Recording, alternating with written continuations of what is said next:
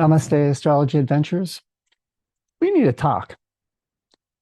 Let's discuss one of the most underrated and important topics in astrology, in my opinion, the role of hope.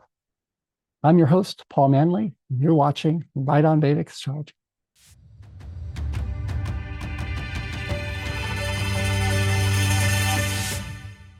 You may have heard the phrase, hope springs eternal. That's a phrase that was written by Alexander Pope in the 17th century as part of his essay on man. And what's he talking about? What does he mean? He's praising man's ability to be resilient and persevere in the face of adversity.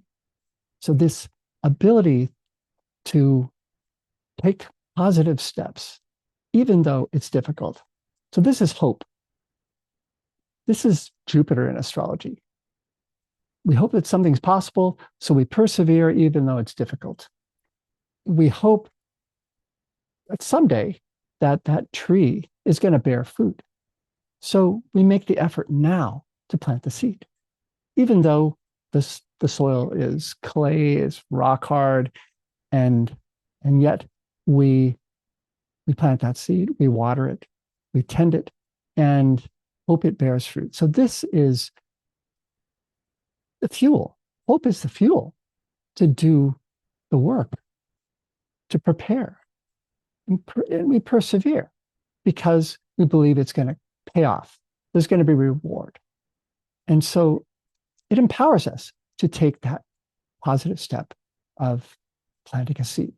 So my teacher, Kan Rao, says that we should never leave a client in fear or without hope. Never leave a client in fear or without hope, which is kind of astonishing because that's often what people's experience of getting an astrology reading does leave them with. He says there's three types of astrologers who are frowned upon in the tradition. The astrologers who are incompetent, those that manipulate others for their own gain, and those that leave their clients without hope. So at the same time, we don't give clients false hope. Right? That's not right either. That's not honest. We don't want to cheerlead people off a cliff, as my friend Bill Levacy used to say. So how did Kan Rao handle those situations where things look pretty bleak, pretty difficult? And what did he say to clients? Does he give a false hope or practical advice? So I'll share a story. 2009, I was in New Delhi visiting him in his office, and there were two other students from Bharatiya Vidya Bhavan, his astrology school. And a lady walks in with her husband, and this is how we did readings. People just showed up, and so she asked about having a child, and so pulled up her chart, and he said, very difficult. Anyways, I want you to do this practice. Recite the Santarana Mula Mantra, Santarana Gopala Mula Mantra with your husband every day. So here's a remedy. And just practice it sincerely, do it regularly, and good things may happen. Essentially, that's what he said. But afterwards, he showed us the chart. We talked about it. He said, oh, look at these malefic planets, 3 malefic planets in her 5th house, the house of children. And he said, okay, look at the Saptamsa, the D7 chart. Still, there you see malefic influences on the 5th house and on Jupiter, the Karaka of childbirth. He said, how is it possible? How is it possible? He shrugged. How is it possible? And yet, he said, this is what astrologers need to learn. And that is that God has the final say. It's one of the most important things that astrologers need to learn, that it's only God's law that prevails. So if it's meant to happen, it's going to happen, regardless of what you think the astrology chart is saying. So you don't want to kill it. He could have killed it right there. Astrologers do all the time. Could just destroyed her hope of having a child. But he didn't use absolutes. He didn't say, you'll never have a child.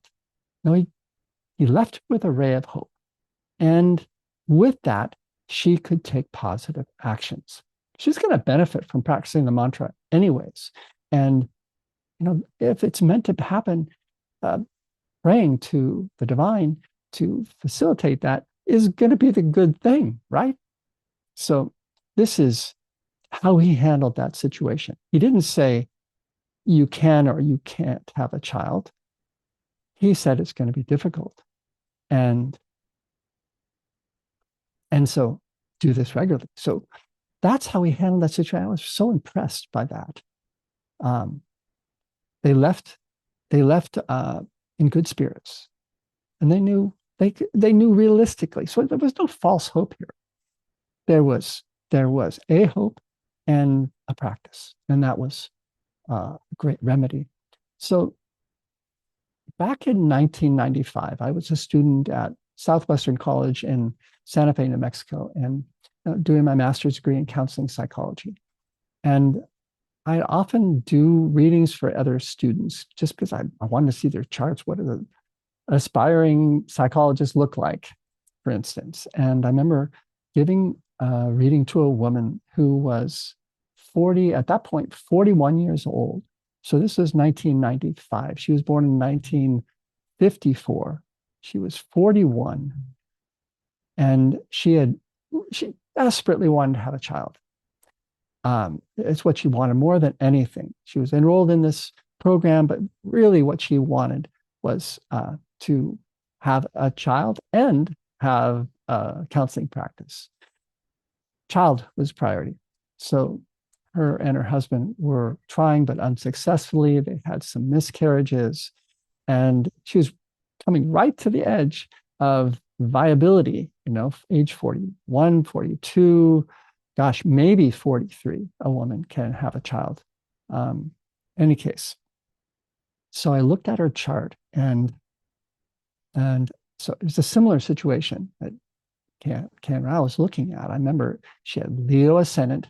She was born in spring of 1954, when Mars and Rahu were in Sagittarius, and Mars was retrograde, so it has a long transit. And Saturn was in Libra, aspecting the fifth house. So here we have a situation, all three malefics are aspecting the fifth house. And Jupiter was in Gemini and aspecting Sagittarius. So there is a ray of hope from Jupiter's aspect. It rules the fifth house. And so the other thing was, in December of 1995, what was Jupiter doing? Jupiter was going to transit into Sagittarius for 1 year. So here was the possibility, the possibility unfolding. Jupiter, the hope coming in. This last, arguably the last hope, was this 1 year period when Jupiter is transiting the fifth house, the house of childbirth, and aspecting to the natal Jupiter, the fifth lord, etc. It was a window. It was a window of time where there was good reason to give her hope and encouragement, to prepare her uterus, her womb, for the rigors of having a child and going through the process. And you know what? I could have said, there are too many malefics. I could have interpreted it that way. No chance, or very little chance. I encouraged her, and she had a child. Thankfully, she was thrilled. She brought the child to class, which was a bit annoying, even though it's cute as all can be. But crying in the middle of a counseling class.